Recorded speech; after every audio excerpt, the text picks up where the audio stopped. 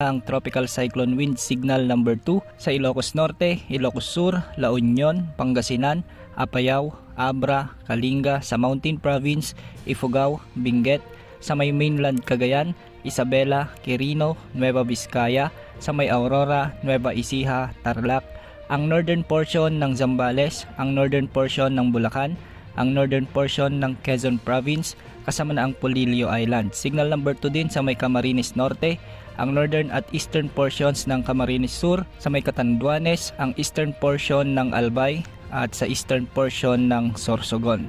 Samantalang sa Visayas nakataas din ang signal number 2 sa northeastern portion ng Northern Samar at sa may northern portion ng Eastern Samar. Samantalang nakataas naman ang Tropical Cyclone Wind Signal number 1 sa bahagi ng Batanes, sa may Babuyan Islands, Pampanga, ang nalalabing bahagi ng Zambales, Bataan, ang nalalabing bahagi ng